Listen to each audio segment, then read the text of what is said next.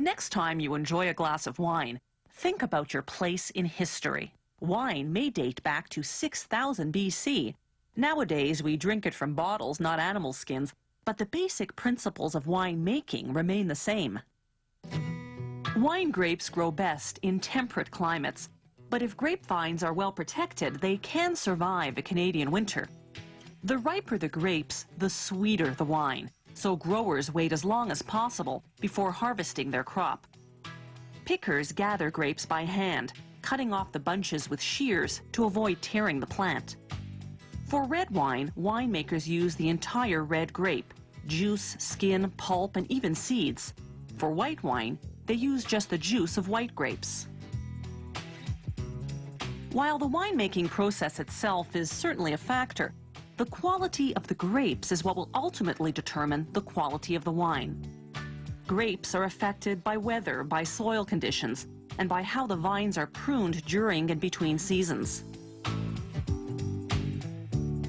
The grapes go into the crusher, then into the presser, which squeezes out the juice.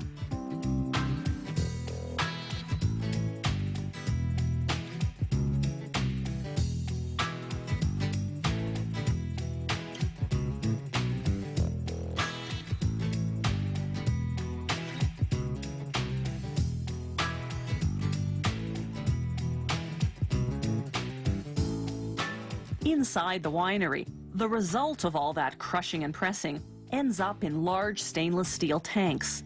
The winemaker adds yeast to make the sugar in the grape juice convert to alcohol. That's called fermentation. Winemakers constantly experiment with fermentation to try to improve the quality of their wine. They take samples of grape juice and mix them with different types of yeast. Yeast is found throughout the environment, in wild berries, for instance. They hydrate the yeast with a bit of grape juice, then pour the mix into the grape juice sample, let it ferment, then see how it turns out.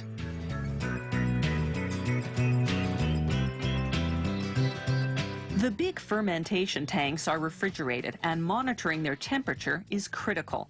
White wine must be fermented at 17 degrees Celsius, red wine at 30 to 35 degrees Celsius.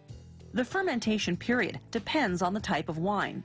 White wine has to ferment for 3 weeks, red wine for just 10 days. Rosé wine is somewhat of a half-breed, made with red grapes but fermented slowly, like white wine. It comes out pink. There's an extra step in making red wine. During fermentation, they drain the tank to aerate the wine. The oxygen helps the yeast work faster over the short 10-day fermentation period. Then they pump the wine back in through the top of the tank to mix everything thoroughly. During fermentation, they not only monitor temperature, but also the sugar level. As the juice becomes wine, the sugar level drops and the alcohol level increases. Except for very sweet wines, fermentation is done when the sugar's gone. And the alcohol content is 11 to 13% for red wine, 11 to 11.5% for white and rosé.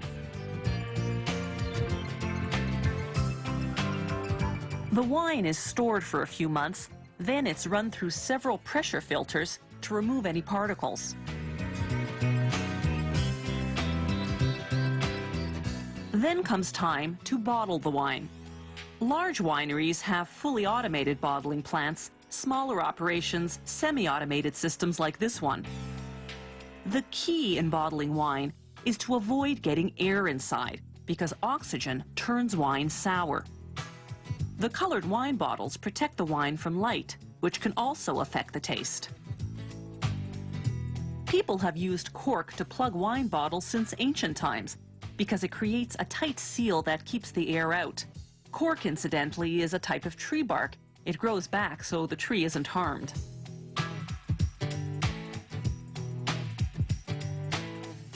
Inside the bottle, the wine continues to undergo subtle organic changes as it ages.